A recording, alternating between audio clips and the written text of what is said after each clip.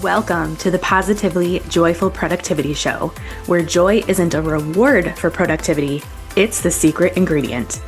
I'm your host, Nicole Louise, coach, wife, and dog mom. This is a no-kid zone by design, created for women who are child-free, childless, or an empty nester embracing your next chapter. You all belong here. Each week, you'll hear inspiring stories from women around the world and learn tools, mindset shifts, and practical strategies for living a joyful life. You'll also discover the science behind why focusing on joy fuels focus, motivation, and lasting productivity.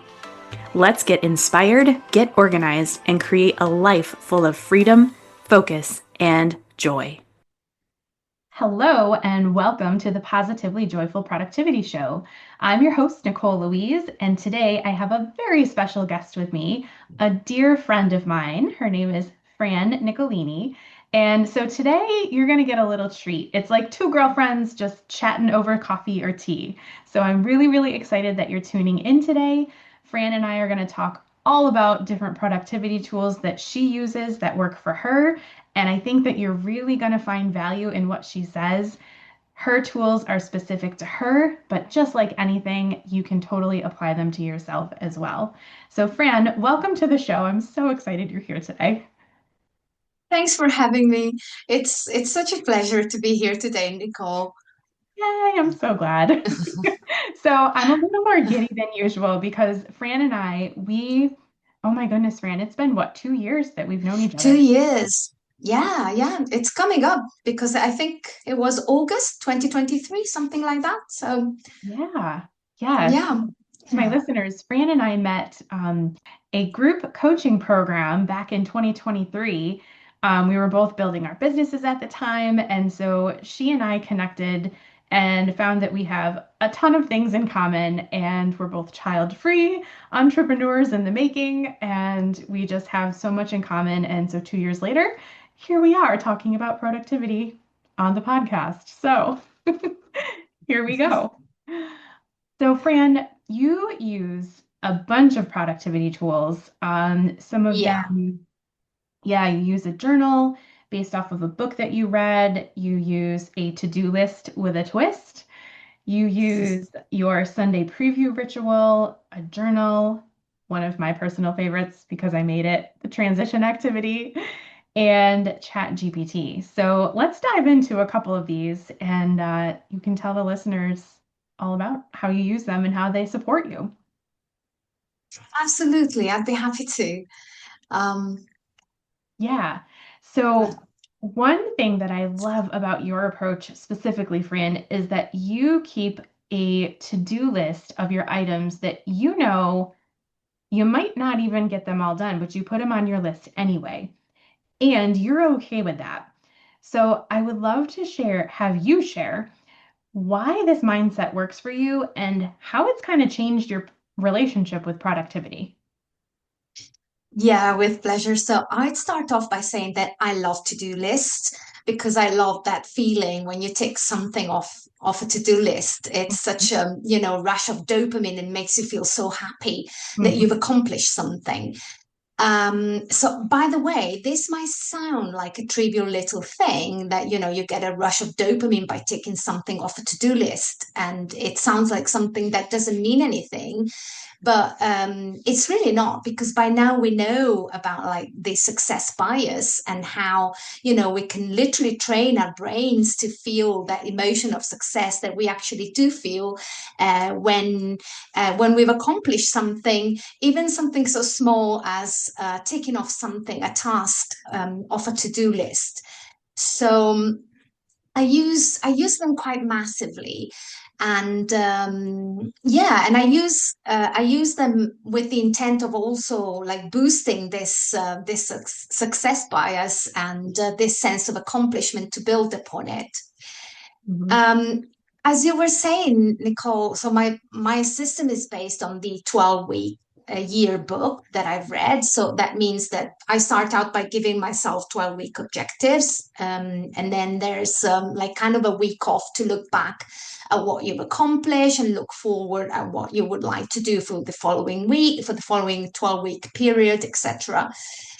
Um, and then I break the my objectives down in weekly landmarks, say.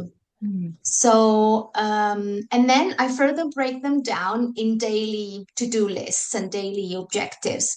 And that means that each night I sit down and I plan my objectives for the following week, for the following day, sorry, with a to-do list. Mhm. And I keep just one list, but it's got three codes in it. Well, the first one is like just normal tasks that are due for the day ahead, and I'm gonna have to carry them out. And then the second type of tasks is I call them like in progress tasks. And these are tasks that by nature are not going to be complete within the day. But my objective is to get them started, set them in motion for the day, for the following day. And I mark them with an S for started and a little arrow that to me signifies it's something that's got like a duration. It's in progress. Mhm. And then finally, I've got what you were referring to earlier, things that I call them my overflow list. I put tasks on my list that I know that probably I will not be able to carry out the following day, but ideally I would like to. It can be something like, for example, the other day I had to take a skirt to the tailor shop to have it mended after work, but I had a meeting with my dad beforehand, so I just wasn't sure whether I would have the time to get to the shop before it would close. So what I did is like I put the task um, on my to-do list with a little asterisk saying it's an overflow task. It might not be complete or completed the following day. Um, so basically, for me, it's like I decided.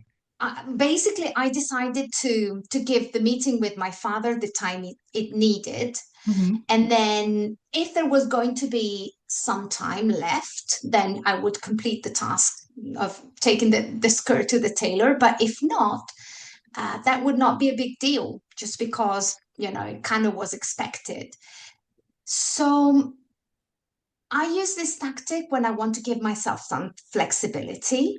And when I say to myself, like, ideally, I would cram in this little task as well. But if I don't manage, that's absolutely fine as well. And for me, the key here is like being very, very clear with myself as to what my priorities are and what I want to give priority to. So, in the example above, my priority was like giving my father the time that he needed on that day. But there were other instances in the past where I just told him, yeah, sure, we can meet, but I've got like X amount of time because then there's something I have to do afterwards. And that's fine for as long as you're clear. I'm clear with myself as to what my priorities are, and I can communicate them in a good fashion. Yeah. So this is the way I use the overflow list. Okay, that's so smart. So a couple of things. I love how you talked about flexibility and with your example of, running to drop off your skirt after work before meeting with your dad. There's so many variables that affect time in that case. Like, what's traffic going to be like? Is there going to be a line at the shop? Am I going to be able to get back to my dad's in time? There's so many things that you cannot control in that situation. And so realizing that and saying, okay, this might not get done, but it's okay. It's so important to be realistic with yourself about those things. So that's really, really smart thinking there. And the other thing I wanted to just point out was that this is fresh in my brain. I recorded another podcast, a solo episode this morning, and I talked about boundaries. And you illustrated that beautifully how, there was a time previously with your dad that you didn't have as much time. And so you said, okay, I'm not able to meet today or not for as long. And so that's you setting that boundary around your time so that you can be productive in other areas. So That was on my mind because I just recorded that episode. So so funny, but such great insight and such a great mindset around your to-do list. I love that. That's cool. Yeah, it's very true what you say about boundaries as well. And yeah, and having a flexible approach, it also allows you like not to get too stressed out about things you can't control if you factored in like from the start that you might just not be able to get round to doing that. Hmm. So, Yeah. mhm. Yep. So smart. I love that. So, in talking about, not getting things done, so many of us struggle with that guilt about not finishing our to-do list. And so, what would you say to someone who struggles with guilt? Yeah, that used to be me as well before I started like this approach of this overflow list. You know, I would like overcharge and overbook my to-do list. And then by the end of the day, I realized that I didn't manage to get around to carrying out all the tasks and would feel guilty. But then, guilt is just a natural feeling that we're all bound to experience at some point in as humans. And I think ultimately what guilt tells us is that it tells us that we think that we're able to do better and to do more. Mhm. So for me, it's important that I acknowledge guilt for the positive message that it brings to me. And but we have to be careful with guilt because the downside of it is that it can just keep us stuck in the current behavior.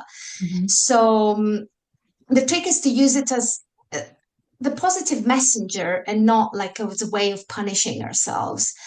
And practically, as a practical approach, what I've started to use is like a tree-shaped analysis. I start off when I realized that I didn't complete all the tasks, Mhm. um, especially when I was expecting of myself to complete them all. At night, I asked myself, how come I didn't finish this task or I didn't even have the time to start this task? Mhm. And this is the main question. And then there's like a branch down this question, and that goes with the question, did I waste time? Mhm. And then the answer can be yes or no. So if the answer is yes, I ask myself, how did I waste time? Like, for example, did I spend too much time on silly things like watching silly YouTube videos or things like that? And then if the answer to that is yes, I ask myself the question, how can I prevent spending too much time scrolling in the future? Mhm. And I've come up with like setting an alarm because I mean these things, this scrolling is a bit devilish. Even the you can kind of fall asleep on it, and before Uh-huh. you know it, like 20 minutes have passed, and we don't want that.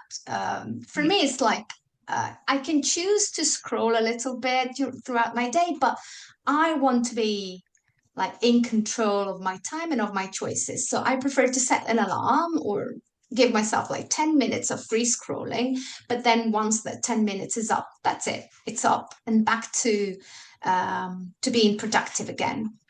Yeah. So that's if the in the tree structure, if the answer was yes to have I wasted time. So if the answer was no, I did not waste any time, and yet I didn't manage to do everything that I set out to do, then I ask myself, did I perhaps underestimate the time that I would need to finish a task? And then the answer to that can again be yes or no.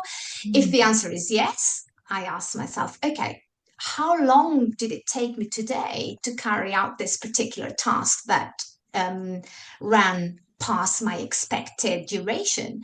And then I make a note of that so that in the future, when I've got something similar again, then I know by experience that it will take me X amount of time and I can plan better around it. And then again, if the answer was no, no, I did not underestimate the duration, then was it that perhaps something unexpected happened that I absolutely had to tend to and to respond to? Because ultimately, like we know that even the best laid down plans can, can change, and sometimes things do happen that Mhm. we could not predict, and we have to respond to those, and that's fine. And this approach helps me, first of all, not feel guilty, and second, learn from my day and apply my learning and improve my systems of, even estimating how much time I need for a given thing. Mhm. Um, the one thing that I always, the one question that I always go back to when I estimate how much time to allocate for something is always, okay, what are the consequences for me and for the other people involved in this activity if I were to miss this deadline? So if of course, if I miss kind of the deadline of taking my skirt to the tailors, no biggie. I can put in, I can push it back for another day, and that's fine. But for Yeah. other tasks where other people especially are involved, there's absolutely no way I'm going to miss that deadline. So Mhm. um yeah, it's about planning. This system, let's say, helps me plan better around the tasks that are particularly important, and then the more smaller tasks, the more trivial tasks, then I use the approach of saying to myself, okay, ideally I cram it in for tomorrow as well, but I'm not going to put myself under the same amount of stress Yeah. to finish it as if it was something important. Yeah. Yeah. That's so smart. So, And I love your flipped perspective on guilt because you hear the word guilt, and I feel like everyone has this negative connotation around the word. Like it's a bad thing. Guilt is really bad. And it can be. And I think it stems from some not great things, like societal pressures, guilt us into different things. And there's a whole lot behind that, right? But yeah. your positive look on that, I think that's really refreshing and helpful for us to hear that like guilt isn't necessarily bad. It's just you have to look at things differently. So I really love that you shared that with us and just so great. Oh, yeah. No, thank you for that, Nicole. Because also, sometimes we hear about guilt and negative feelings, negative emotions, and sometimes you feel guilty just for feeling guilty. Yeah. And, Yeah. because you're under this pressure of, oh, I shouldn't, it's a negative feeling. I shouldn't be feeling like that. I need to change this feeling like automatically and immediately and be in a positive mind frame. But I think things don't quite work that way, meaning if the kind of negative feeling is there, the first thing is like to acknowledge it and accept it, and perhaps look behind it. What's behind it? What's this feeling? What's this emotion? What is it telling me? What did it come? It's a messenger, and if we ask the negative inverted commas, but the negative in the sense that it makes us feel bad. If Mhm. we ask this negative emotion, what did you come to tell me about myself? We stay curious and we learn, or I speak for myself. It helps me keep curious and learn more, first and foremost, about Francesca, about myself. Yeah. And yeah, so it works for me. Yeah. So That's all I can insightful. say. Yeah. And I think that also ties into, how you look at your to-do list and what you didn't get done every day and how you're really, really honest with yourself about, okay, was I wasting time and is that why I didn't get this done? So I love that, you have to be honest with yourself when it comes to productivity. Like, okay, am I just, fooling around doing nothing? Or, did I just have too much on my plate today? So I think that's a really important insight as well. So thank you for sharing all of those little tidbits with us. Absolutely. And I think also, as you said, honesty is like paramount. And sometimes we tend, or we have the temptation not to be 100% honest with ourselves, just because we know there's a part, especially as women, there's a part of ourselves that's gonna get like angry with us and gonna Mm. tell us off, for you wasted your time, like point fingers.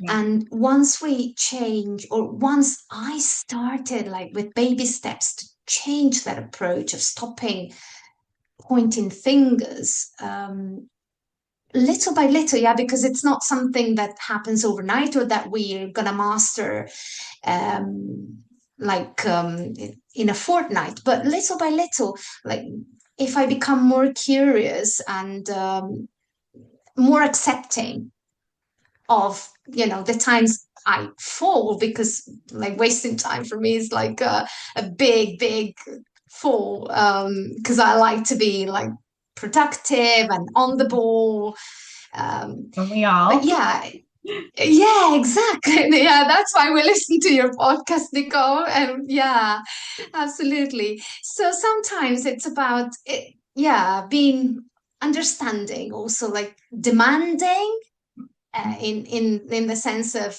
setting very high standards for ourselves, Mhm. um, but also receiving of everything that we are right now, and understanding of the downfalls that are a part of the way. And it's they're always going to happen. Yeah, definitely. And just, I think to sum that up, just be kind to yourself.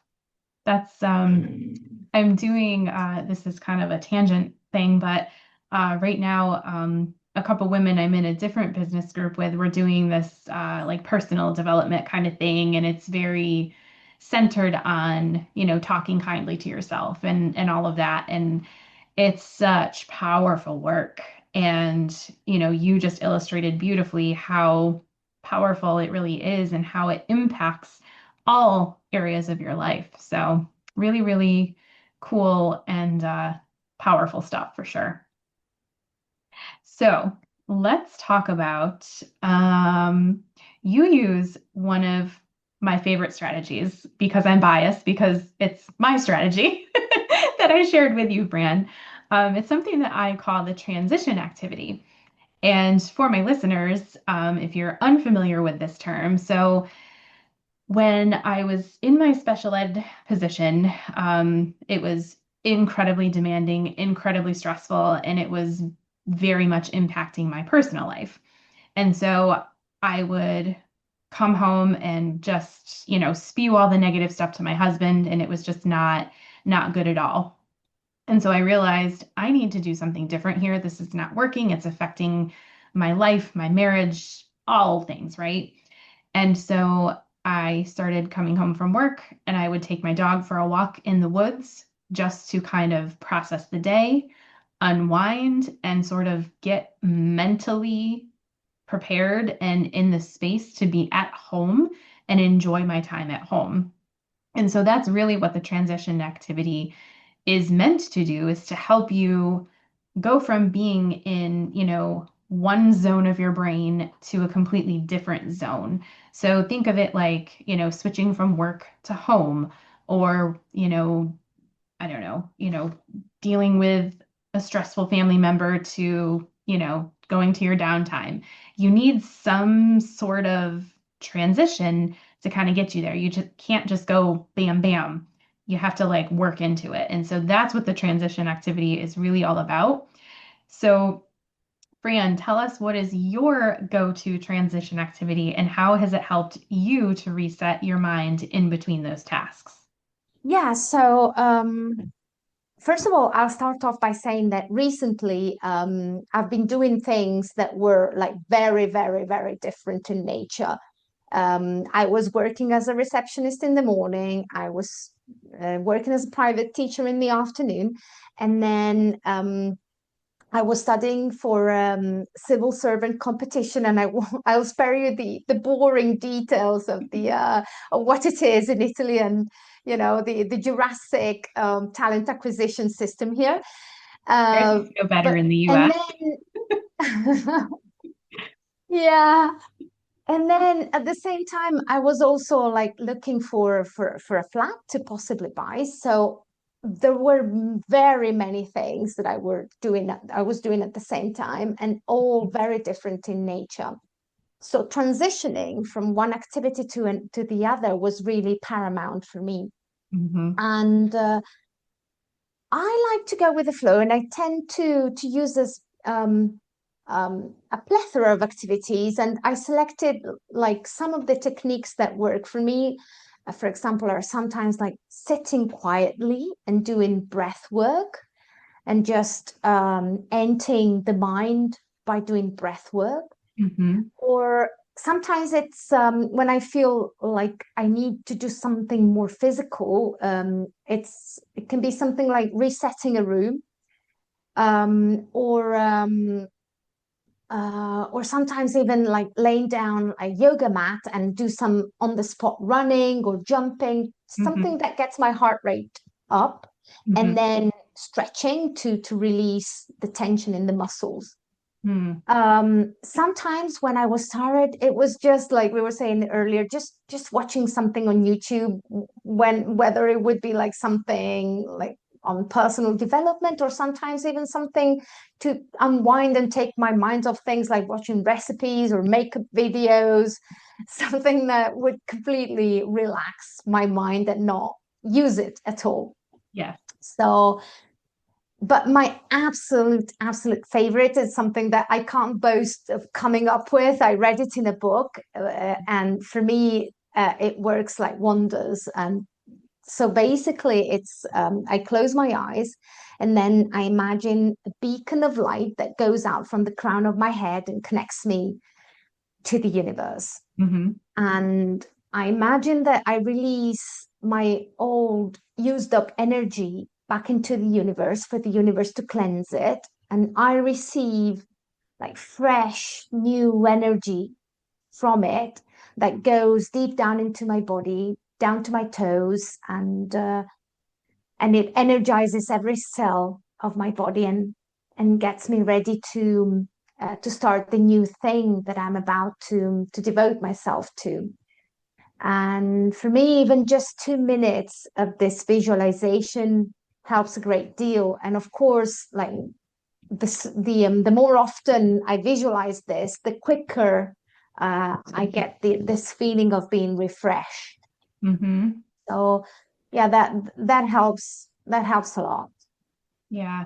And I love that you have so many different tools in your toolbox for different things. Like you know yourself and you know if you need to energize, like you're going to do a little running and jumping.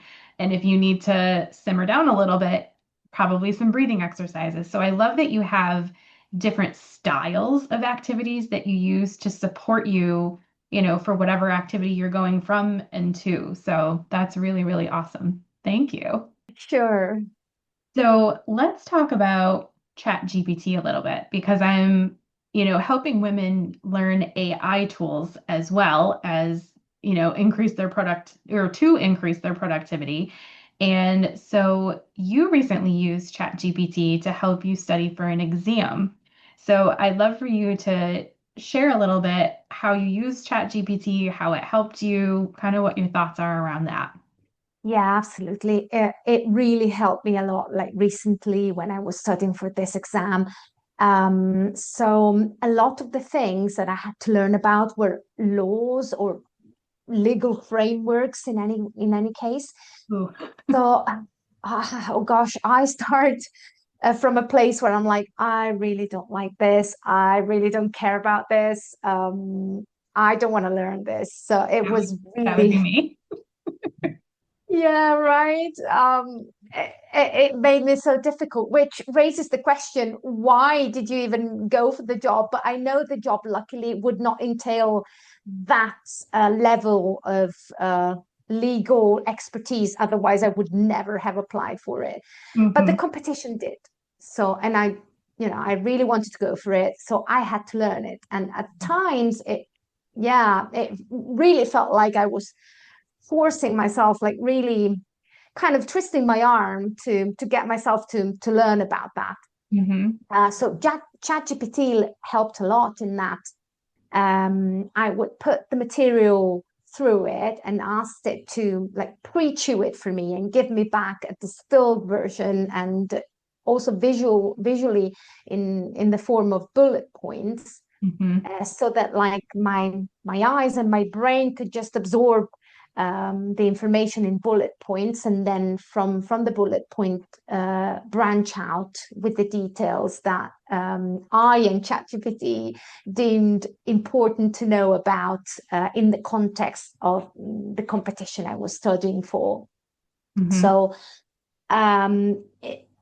to be honest, I don't think that I would have been able to go through the entire syllabus of the for the exam if I did not have the help of ChatGPT to summarize some of the content, just because, as I said, it's something that I really don't like. So by definition, it's going to take me more time because I need more frequent breaks. So having a summarized version that's presented in a way that's immediate for the eye to look at and to learn was really, really helpful. Yeah. And ChatGPT, it's so fast. Like you put the stuff in like seconds, you've got your information back. And it's just completely revolutionized the way that we work and the way that, stuff can get done through ChatGPT. It's pretty incredible. Yeah, absolutely. And for me, I don't look at it as a shortcut at all. It's a tool that we've got in our toolbox that can enhance, like it enhanced my productivity, because especially for the more like legal aspect where I struggle the most, I had this tool like working with me for me. Right. And I was able to complete and study everything that I needed to study to be prepared. So yeah, Yep. it's really powerful. Yeah, it is. And I agree with you that AI is a tool. And there's a lot of opinions out there around AI, and I completely understand and respect all of them. But at the end of the day, like if it's going to make things faster and easier, why not? And okay, so I'm a teacher, so I'm going to throw this out there. Like, do you use a calculator for math? Well, that's a tool, but it makes math a lot easier for people. And so AI is a very similar kind of thing where it is a tool to make your life better, faster, easier. So, yeah, cool. Yeah. So, let's talk about being child-free, because on this podcast, my listeners are within the child-free group or childless or empty nesters. So, none of us are raising little kids. And that makes productivity different for us in a lot of ways. And so, can you tell us, Fran, how you think being child-free has shaped the way that you approach your time goals and daily routines? Yeah, the thing is that for me, it's like my time is 100% mine and for me. So I wanted my freedom, so I chose not to have children. And so now I've got the freedom to allocate my time to the activities that I want to dedicate myself to. And I really treasure this freedom. The other aspect to it is that I'm 100% responsible for my time. So, for example, like I do enjoy like a night out with friends, and I do enjoy going out, but I'm not, strictly speaking, a social bird. So, I'm super happy like hanging out at work with my co-workers and then with my loved ones at home. And, sometimes be happy just with that. And I need to strike the right balance between social time and alone time. Hmm. So that means that I have to be like very intentional about social interactions. And I think that if I did have kids, the dynamics would be not so much like who do I, Francesca, choose to hang around with, but rather just go to whatever event the children want to go to and just hang out with whoever's there and just Hmm. the other mums, which, you know, by the way, is absolutely fine. Like nothing wrong with that. It's Right. just a completely different choice. Hmm. And you know, once you have a child, for me, the right thing to do is putting the child first, and you know, do whatever is important to them. But for me, it just I just had the feeling this wasn't the right thing for me. Like I needed to become like more driven and more intentional in pursuing the social relationships that nurture me. And Hmm. this is what I mean when I say I'm 100% responsible for my time. Like, say, the days where I don't know I don't know what to do with my spare time. And I don't know if this happens to other women as well and other people as well. But sometimes it does happen to me that, you know, maybe you're used to being busy all week and then you get to the weekend and sometimes you've not had the time to plan anything, or you've just not planned anything. And I'm like, okay, so what do I do now with my time? It does happen to me sometimes. And Oh, me on too. those occasions, well, I'm the only one responsible for you know, for my time. I can't just say, oh, okay, the kids would like this activity, let's take the kids here and there. No, it's I need to be responsible for that side of my life as well. So you know, also at the moment, I'm also single, and whilst I hope it doesn't stay like this forever, right now I'm even more 100% responsible for organizing my time and, you know, keeping Hmm. myself happy and doing the things that I want to do, and basically being the driver 100%. Yeah. So yeah, I think like being single and having made the choice of not having children made me like put me in the position where, you know, it's me or no one else. So I need to be making the decisions, and I need to take the leadership of my life like 100%, including my free time. And yeah, and then in terms of daily routines, well, it just gives me like more freedom Hmm. to organize, like, you know, sleep in a little longer if I need to, or just get up earlier if that's what suits me. Hmm. And I do think that being child free, we have so much more autonomy over our lives, where moms, like you said, once they have children, it becomes 100% about the kids, and as it should. I mean, they have needs, and you have to you have to raise them. They're completely dependent on mom. And but with us not having to worry about that, we do get to direct our lives in such a very different way. And you're right, we do have to be intentional about how we spend our time and who we spend our time with. Um, Moms, like you said, they can just go to the kids' soccer game and like hang out with all the other parents there, and it's just a natural thing. But for us who are not raising kids, we do have to be more intentional about, connecting with other people. And that's where me personally, I have loved, becoming a part of these different business groups, because look, you and I connected, and I've connected with other amazing child-free women.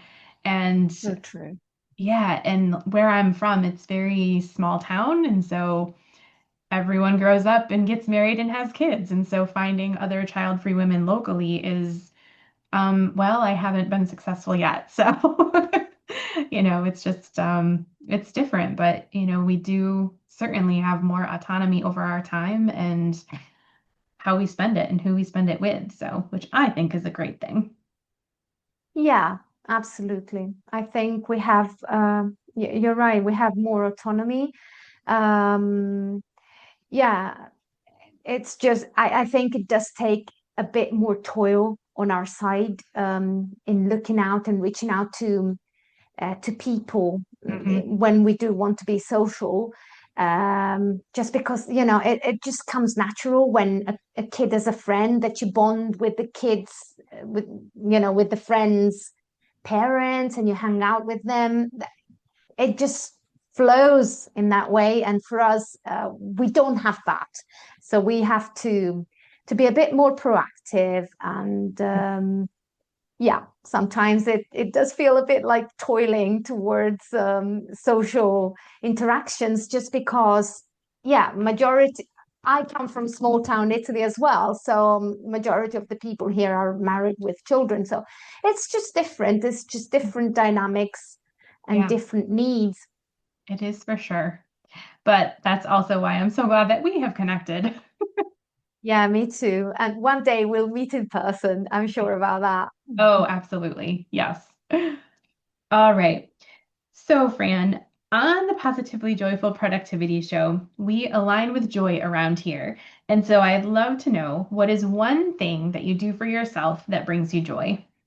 Okay, so in this moment in time, the thing that brings me the most joy really is like getting to the end of the day and looking back and see that I did my best throughout my day, and I given my best in each situation that I found myself in during my day. And my best might not be 10 out of 10 all the time throughout my day. Sometimes my best was 4, but if I did give that 4, then I get to the end of the day and I really feel like a winner, and it gives me just so much joy. It's undescribable. Mhm. Um, on a more like practical level, very often it's going on a day trip and visiting new things, or spending time with my nephew and my niece and empowering them to create the things they like to create by buying like supplies and watching them create. For Mhm. him, it's usually playing with like creating things with a hot glue gun. And for her, it's making bracelets with beads. Mhm. Um, and yeah, I think, um, yeah, and also going on mini adventures. And I've given myself like the goal to go on a mini adventure every 2 months, Mhm.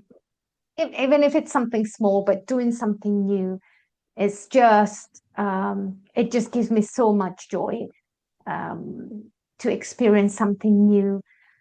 I also find so much joy hanging out with my niece, and I also have a niece and nephew who are younger than yours, I know. So we're not quite at the hot glue gun stage yet, but Yeah. it is so much fun hanging out with them. But then, like, okay, bye, I'm going home now to my nice quiet house. I Um, know, I know. Hats off to women who can do it all. Like, I um, don't know, like taking care of children with everything that's entailed, from cooking to cleaning. And of course, you've got nowadays the help of the husband, but yeah, it's, yeah, hats off. yeah, yep, agreed. And I have had some moms as guests on the podcast, and I admire them. I do not envy them, but I admire Yeah, them. same, same. I wouldn't trade, but I do have admiration. Yes, Mhm. yes. But I'm happy I made the choice that I made. Same. Yeah. Yep, same, 100%. Oh, Yeah, for me, it's like, I don't know, reading personal development things, books, and listening to podcasts for personal development. I think not I think, I know it's something that I could not have postponed until later, until after the child's grown and I've got some time Mhm. back for myself, it would have been wrong for me, and obviously then for the child, because Yeah. you have to be happy as a, especially as a mom, in order to to raise, in order to be a good mom, I think. Yeah, so it's yeah, I'm happy with my choice. Yes, me too. Yeah. I know. And, again, so many women that I'm friends with locally are moms. And so I listen and I hear the chaos in the background when I'm on the phone with them. And I just think, oh my goodness, and my sister who has the toddlers right now, just I think about myself if I were in her position, and there is no way on earth I would be able to be a full-time teacher plus start a business plus raise children. There's just no way. No way. And again, the personal development that goes along with being an entrepreneur, um, that would have never happened. And so I personally would still be the same person that I was, however many years ago, and would not have grown and developed like I have now. This podcast would not exist. You know what I mean? So it's just wild to think of all the things, when you look back at, Yeah, because we're both in our I 40s think. now, and it's like, oh, all the things that wouldn't have happened.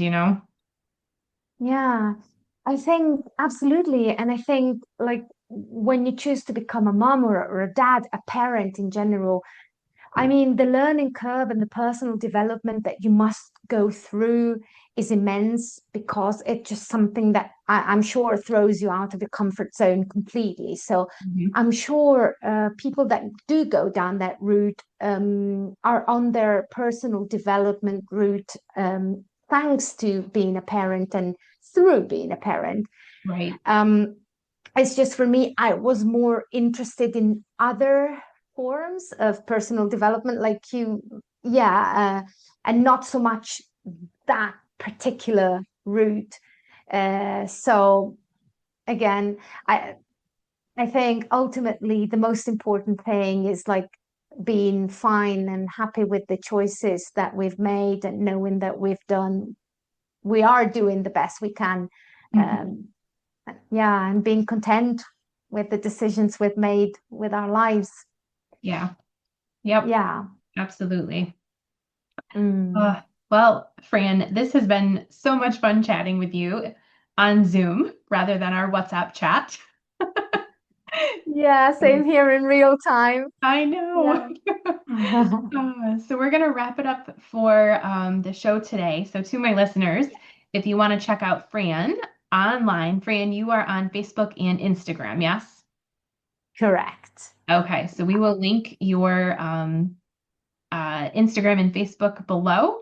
So to my audience, go check out Fran, go say hello, go show her some love, and have a beautiful week again ahead. And Fran, thank you again for being here. Thank you, Nicole, for having me. It's been such a great pleasure. Ab- Always lovely speaking to you. yes, absolutely. Right back at ya.